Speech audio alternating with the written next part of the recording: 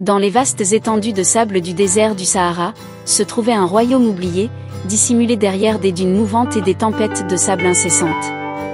Ce royaume, appelé Timbala, était dirigé par un roi sage et puissant, roi Mansa.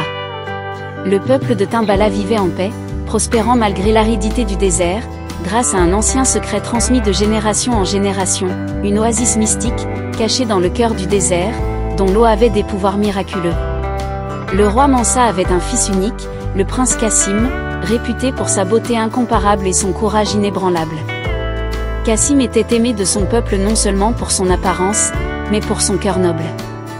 Il passait ses journées à protéger les habitants de Timbala, s'aventurant loin dans le désert pour les défendre contre les dangers et les nomades hostiles. Sa réputation dépassait même les frontières de Timbala, et beaucoup le surnommaient le prince du désert. Mais malgré toutes ses qualités, Cassim était en proie à une profonde tristesse.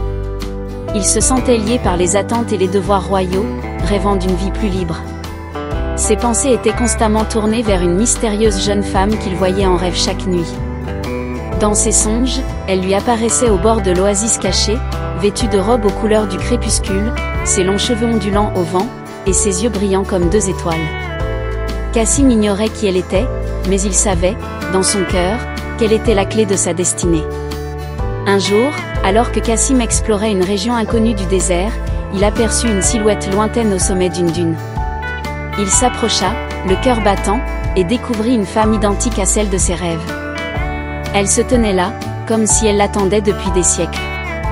Elle s'appelait Zahara, et elle était aussi belle et mystérieuse que dans ses songes. Cependant, Zahara n'était pas une simple nomade perdue dans le désert, elle était la gardienne de l'oasis sacrée, envoyée par les anciens esprits pour protéger son secret des mains avides des hommes. Cassim, fasciné par elle, demanda pourquoi elle hantait ses rêves.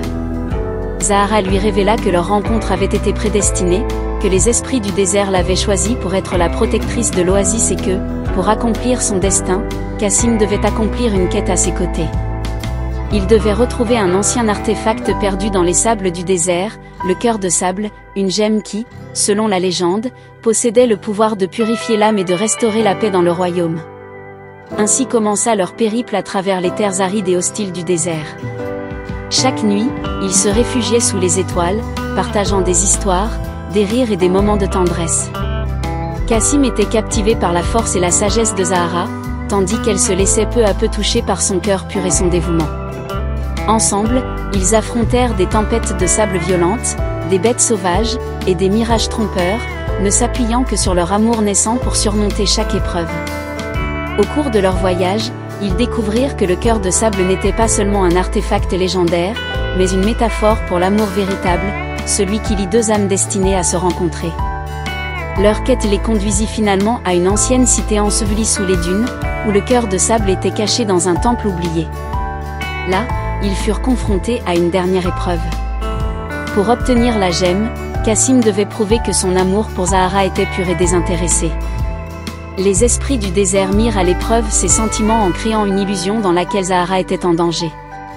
Cassim, désespéré de la sauver, risqua tout sans hésiter, prouvant ainsi que son amour n'était pas seulement fondé sur l'apparence ou la passion, mais sur un lien profond et éternel.